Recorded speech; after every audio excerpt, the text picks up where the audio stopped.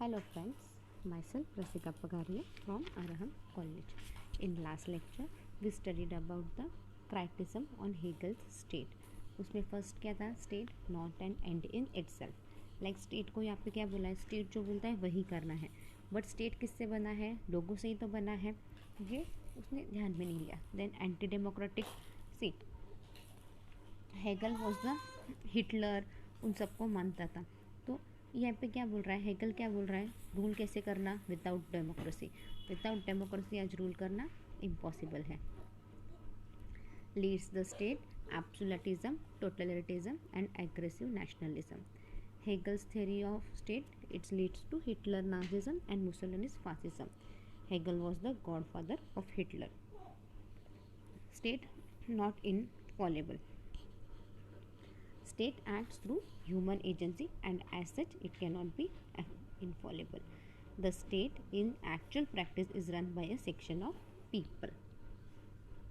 Then Hegel support the war. और actually war करना अच्छी बात है क्या? वॉर किया तो क्या है? सिटीजन के मन में डर बैठ जाएगा ना, अरे कब क्या हो जाएगा बोल के. So war is also not good. तो उसका जो आइडिया है कि पापा सपोर्ट के लिए वॉर ज़रूरी है, तो वो गलत है. Then view on freedom. Hegel's theory of freedom क्या है? ये बहुत ज़्यादा कॉम्प्लेक्स है. See Hegel's theory of freedom कैसा है? ये बहुत ज़्यादा कॉम्प्लिकेटेड है. और the contemporary social, political and economic situation of German was one of the chief source of political thought of Hegel. German was ravaged by corruption in all levels of society. Chaos, indiscipline, professionalism and groupism. Integrity of the nation was at stake. But Hegel ने क्या किया? But Hegel, we know, was the staunch supporter of nationalism and national state. The unity of German received highest priority in this analysis. Okay. Then पहले the general interest of state must come first, right. पहले state का interest दिखना चाहिए, तभी वो state protect कर पाएगा. और स्टेट अगर हर इंडिविजुअल को प्रोटेक्ट कर पाएगा तो क्या है? सबका ही भला होगा. So individual was is first another name of professionalism and particularism. Parochialism and groupism had no place in his philosophy. So he did not intend to give individuals private interest prime importance. George Wilhelm Friedrich Hegel, according to Sabine, also identified individualism with Jacobism, violence, terrorism, phantasm and anarchism of the French Revolution. See, then ये जो views on freedom है, इस पे भी बहुत सारे क्राइटिज्म वगैरह है.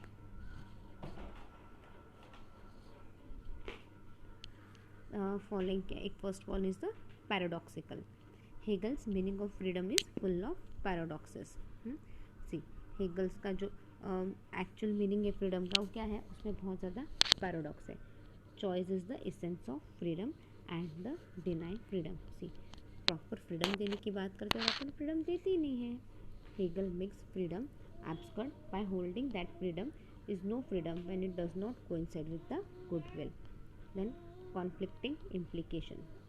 Hegel's concept of freedom has some 63 conceptual implication in the realms of philosophy, logic and metaphysics, but it is not so in the world of politics, which is full of diversities and conflicts. Common good of general will may not be discovered so easily as visualized by the Hegel and Rousseau. Then state absolutism. Hegel's idea of freedom in the realm of political significance, the fact acceptance of the authority of the state. State and society becomes authority of the state. State society becomes identifiable with each other. An attempt to ignore the distinction between the two may lead to unlimited state regulation of life. Then we'll look at the last point, that is the philosophy of dialectics. Hegel's philosophy of dialectics and his perception of the state are based on following points. See, Hegel's philosophy of dialectics और state कैसा रहना चाहिए? It is based on certain following points. Universe is one and whole. See, universe क्या है? एक और पूरा है.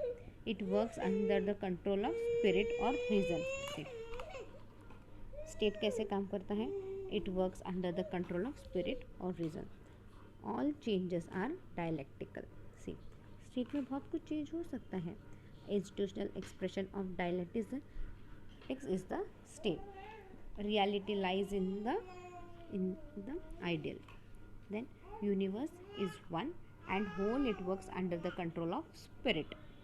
See, according to Hegel क्या है? The entire world is one and individual organism. See, universe is one and the whole, it works under the control of spirit. See, according to Hegel क्या है? The entire world is one. पूरा world एक ही है. Sun, wind, water, animals, tree, human being, all these are organ of the universe and are in harmony with each other. See, sun, wind, water, air, tree, animals, human being, ये सारे क्या है? इन सब से universe बना है. बराबर है ना? और सब एक दूसरे के साथ ही चलते हैं. जैसे अभी अपन ने नेचर को हार्म करने की ट्राई की तो नेचर ने भी अपने को हिट बैक किया. आप सोचोगे कैसे? क्या मैम बोल रही है, कुछ भी बोल रही है. बराबर. आपने ट्रीज़ वगैरह काटे तो क्या हुआ? कहीं जगह पे बहुत से फॉरेस्ट वगैरह भी कट हुए तो क्या हो गया? फॉरेस्ट के जो एनिमल्स थे, लाइक अभी मंकी वगैरह कितने आते गाँव में, इधर उधर मंकी सब कितने आने लग गए अभी, राइट? तो क्योंकि उनका घर आप लोगों ने छीन लिया, right? We human being had took away their homes, right? Second thing, आपने ट्रीज़ वगैरह बहुत से कट किए, कभी इंफ्रास्ट्रक्चर के लिए बोलो, कभी अपने फ़ायदे के लिए आपने बहुत से ट्रीज कट किए. तो नेचर ने क्या किया? कहीं कहीं बारिश ही नहीं दी और कहीं कहीं इतनी बारिश दी कि पूरा तहस नहस कर दिया, right? So if you work with harmony with each other, everything would be gold. The entire world with all its parts is under the control of spirit और रीजन. ये जो पूरा वर्ल्ड है, it is under the control of spirit और reason. It is the spirit that is responsible for the development of human civilization. See, ये एक spirit ही है जो responsible for the development of human civilization. Now the points come. What is the spirit? अब spirit यानी क्या? The concept of spirit is fundamental to Hegel's political philosophy. See, ये जो concept of spirit है is fundamental to Hegel's political philosophy. According to Hegel, the true guide shall be the spirit. See, according to Hegel क्या है? The true guide must be the spirit. True guide क्या रहना चाहिए? It shall be the spirit. The perception of reality is possible properly only through the spirit, which is especially developed form of consciousness.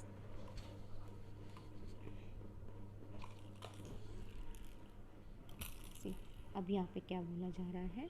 The perception of reality. Actually, ये जो perception of reality, ये कैसे possible है? ये सब कैसे possible है? The perception of reality is possible only through the spirit. ये सब स्पिरिट से ही पॉसिबल है, which is specially develop form of consciousness. Spirit क्या है? It is the development form of consciousness. The spirit passes from the stage of knowing nothing to the stage of knowing everything. See, ये जो spirit है, it passes from the stage of knowing nothing to the stage of knowing everything. यहाँ पे क्या है?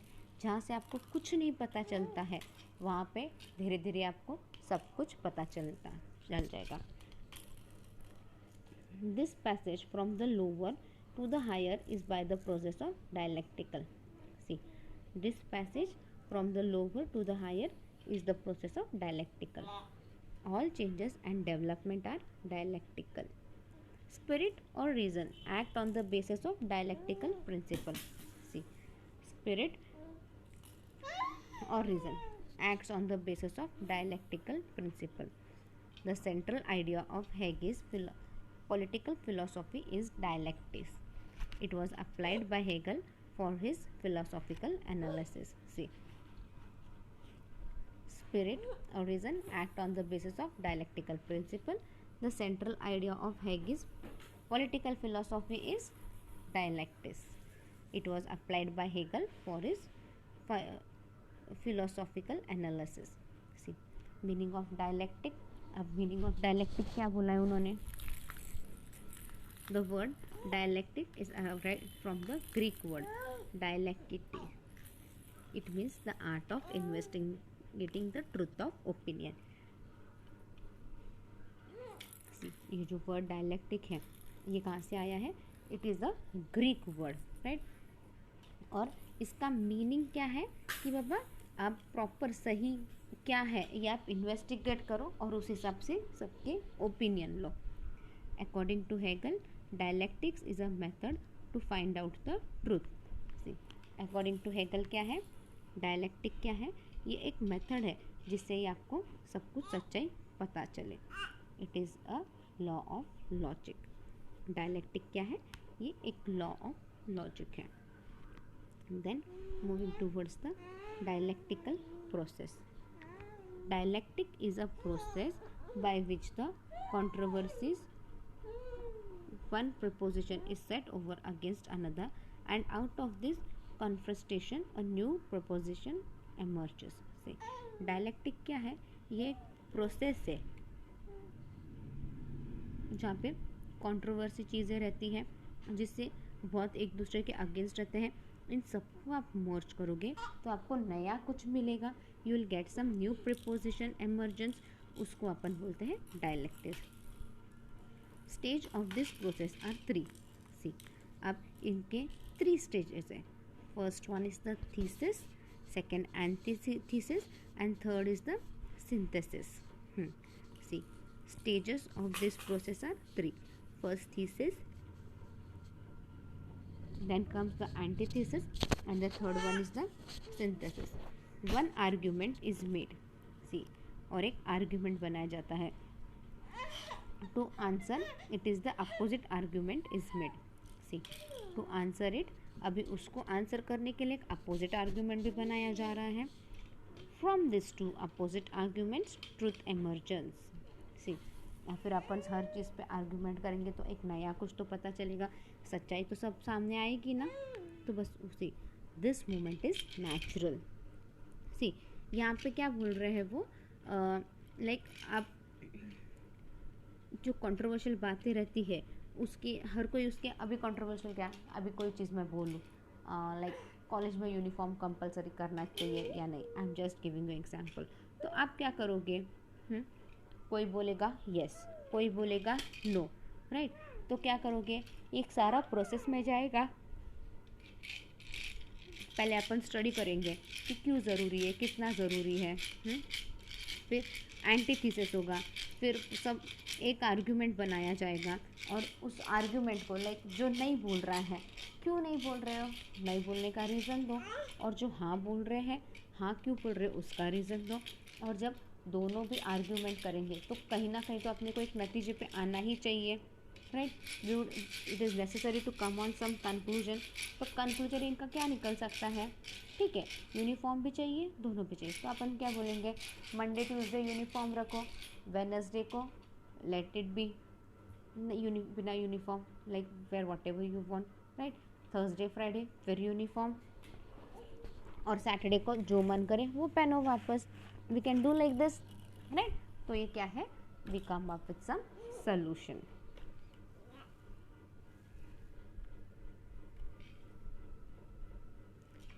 This contains only half truth. अब इसमें आधा सच है. So a counter idea exposing the partial nature of thesis appears, that is the antithesis. See, अब ये समझौता हो गया.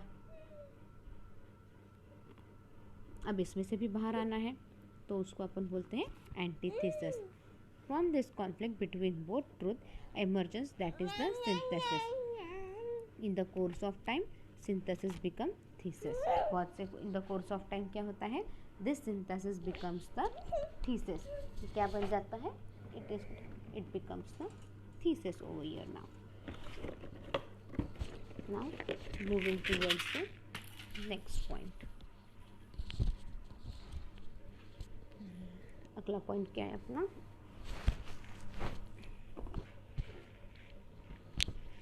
Stages of dialectics. अब उसके अंदर सर्टन स्टेजेस है, वो क्या है? Thesis x antithesis is equal to synthesis. This movement will end when reason revolves all contradictions. See, this movement will end, ये मूवमेंट कब खत्म होगा? जब सब कुछ रिजॉल्व होगा। Contradiction is the motivating force. Contradiction यहाँ पे क्या है? ये मोटिवेटिंग फोर्स बन जाता है। In Hegel's dialectical theory contradictions are essential. See, in Hegel's dialectical theory contradictions ज़रूरी है। It is a condition to progress. ये क्या है? ये कंडीशन है प्रोग्रेस के लिए। If there are no contradiction there cannot be any tension and struggle between right and wrong. See, if there are no contradiction, see, अगर यहाँ पे कॉन्ट्राडिक्शन नहीं रहा तो यह है there cannot be any tension. अगर contradiction ही नहीं रहा, कोई किसी को अपोज ही नहीं कर रहा है, तो क्या है? टेंशन ही नहीं रहेगा, ना ही कोई स्ट्रगल होगा। स्ट्रगल यानी राइट रॉन्ग, इसके बीच में कोई स्ट्रगल ही नहीं होगा। सही बात है ना? अगर मैं बोलूँ कॉलेज में यूनिफॉर्म का सिस्टम चालू करते हैं, तो सब लोगों ने हाँ बोल दिया तो ख़त्म। यहाँ पे कुछ स्ट्रगल नहीं है और कुछ नहीं है, everything is going on smoothly. The world और civilisation moves because there are contradiction. अब वर्ल्ड सिविलाइजेशन आगे बढ़ रहा है, अच्छे से काम कर रहा है, क्यों हो रहा है ये सब? It is just because of the contradiction. It is self generating process. See, contradiction क्या है? ये एक सेल्फ जनरेटिंग प्रोसेस है। Synthesis will not be compromise between thesis and antithesis. See, अब क्या बोल रही है लोग यहाँ पे? ये जो सिंथेसिस है will not be compromise between thesis and antithesis. अभी कॉन्ट्राडिक्शन करना क्या है? ये अपने आप से होता है ना, it is a natural process, nothing ऐसा कुछ गलत कॉन्ट्राडिक्ट कर रहे हो तो ऐसा नहीं कि आप गलत कर रहे हो।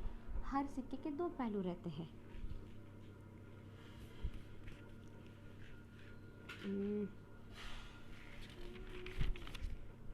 Thesis and antithesis nor is a victory of any over other. Thesis antithesis, इसका मतलब ये नहीं कि एक जीत गया एक हार गया, दोनों का अपना अपना इम्पोर्टेंस है। Thesis and antithesis present in synthesis. See, thesis and antithesis क्या है? This are present in synthesis. The negative and positive force comes into conflict and this way society proceed towards higher and higher stages of progress. See, the negative and the positive force comes into conflict. Negative और positive force क्या है? Conflict में आते हैं, और ये क्या है?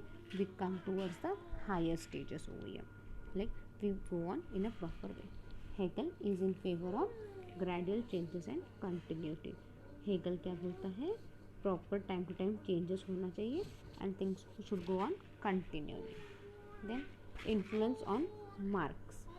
Karl Marx is the father of communism. अब कार्ल मार्क्स को क्या बोल रहा है?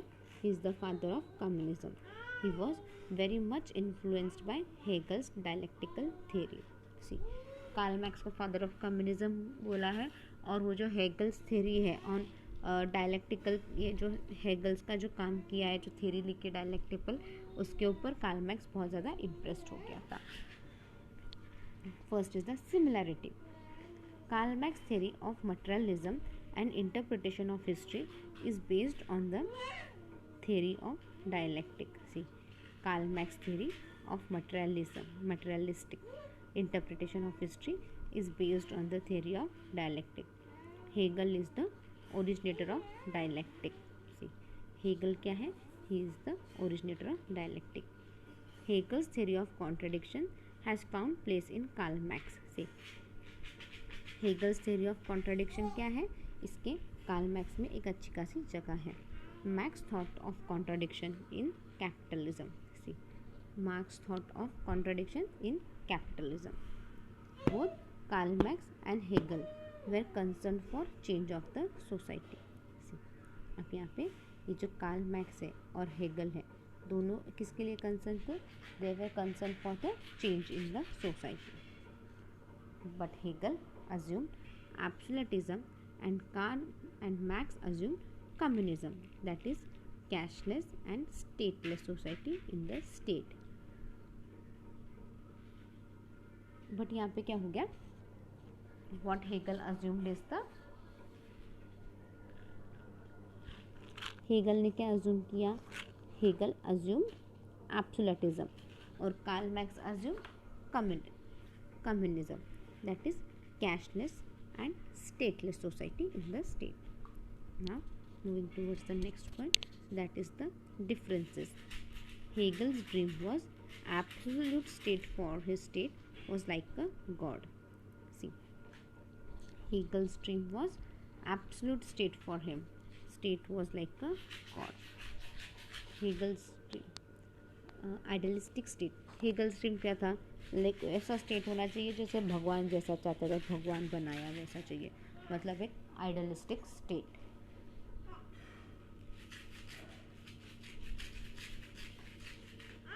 He considered the state as super personality. See, उसने स्टेट को क्या कंसिडर किया, he considered the state as super personality. Karl Marx dream was communism. See, Karl Marx का ड्रीम क्या था, was communism. Communism means cashless and stateless society. Karl Marx क्या चाहता था, कम्युनिज्म चाहता था, और कम्युनिज्म का मीनिंग क्या है, cashless and stateless society, classless, sorry it's a classless, I am so sorry for that. Like class में कोई भेदभाव नहीं चाहिए, like upper class lower class ऐसा कुछ भी भेदभाव नहीं चाहिए, और स्टेटलेस सोसाइटी चाहिए. It means for Marx state was Satan, state is the instrument of exploitation. See, अब कार्ल मैक्स को क्या बोल रहे हैं, it is a Satan. Satan means यहाँ पे एक इंस्ट्रूमेंट ऑफ एक्सप्लॉयटेशन बन जाता है state. Hegel applied dialectical theory for the emergence of social institution, that is family, society and state. See, Hegel applied dialectical theory किसके लिए, for social institution, that is family, society and state. In dialectical process, state is the final expression of spirit. See, in dialectical process क्या है, state is the final expression of spirit. It is embodiment of spirit, hence it is like a god. Marx applied dialectical theory for explaining communism.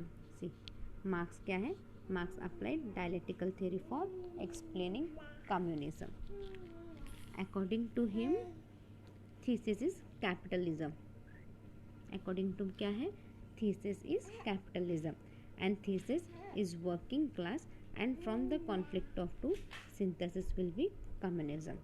See, and thesis is working class है, and from the conflict of two, synthesis will be communism. Then moving towards the next point, that is the method. Hegel believed in gradual change and continuity. See, Hegel किस में believe करता था, Hegel believed in gradual change, like धीरे धीरे change होना चाहिए, and it should be continue, मतलब जो चेंजिंग प्रोसेस है, जैसे वक्त बदलता है वैसे आप भी बदलो. According to Hegel, self consciousness of man did not develop properly. See, Hegel क्या बोलता है, ये जो सेल्फ कॉन्शियसनेस ऑफ मैन है ये अच्छे से डेवलप नहीं हुआ था. therefore he was not the master of his own existence. therefore क्या है, Hegel was not the master of his own existence. for Hegel, stability and security of society were more important. Hegel को क्या था, यहाँ पे stability and security of the society सबसे ज़्यादा important था. बराबर है ना, स्टेट अपना सिक्योर रहा, स्टेबल रहा, तभी अच्छे से काम कर पाएगा. तो हेगल का यही व्यू पॉइंट था कि पापा there should be proper stability and security. Marx was in favour of radical change. See, Marx was in favour of radical change. He thought that only a violent revolution would bring about a change of society. See, Marx was in favour of radical change. वो क्या बोलता है, एकदम violent revolution कुछ हुआ तब भी society आपकी चेंज हो पाएगी, तब भी हर कोई चेंज के बारे में सोचेगा, तभी सब कुछ चेंज हो पाएगा. According to Marx, a revolution will not come from heaven. See, according to Marx क्या था, ये जो रिवॉल्यूशन है ये क्या आसमान से नहीं आने वाला था, only the deliberate efforts of working class can bring about a revolution. See, अगर आप अच्छे से efforts डालोगे, स्पेशली अगर वर्किंग क्लास अच्छे से efforts डालेगा, तब भी क्या होगा, तब भी एक कुछ ना कुछ तो रिवॉल्यूशन होगा, तब भी चेंज होगा. For this a preparation is also essential. See, for this you should be properly prepared. Marx had no faith on gradualness. See, Marx had no faith on gradualness. Then outlook. Hegel was idealist. Nature of his idealism was philosophical, mystical. See, Hegel was idealistic and nature of his idealism was philosophically mystical. He believes in spirit and said that universe work under the control of spirit. See, Hegel क्या बोलता है, Hegel spirit में believe करता है और ये पूरा ये जो भी यूनिवर्स है it works under the control of spirit. Max was materialist. He believes that every change happened for economic purpose. He believes, max किसके लिए बिलीव करता है, सी मैक्स बिलीव्स दैट जो भी होता है चेंज उसके पीछे एक पर्पस रहता है. Money and economy are the main factor who decide everything in the state. See, money और इकोनॉमी क्या है, ये दो फैक्टर है जो सब कुछ डिसाइड करते हैं. बराबर है ना, आज पैसा है तो सब कुछ है, पैसा है तो इकोनॉमी है, और ये सारे सब कुछ डिसाइड करता है. Moving towards the next point, state. For Hegel, state is the end. For Marx, state is the mean. See, Hegel के लिए state क्या है, एक end है, और Marx के लिए state एक mean है.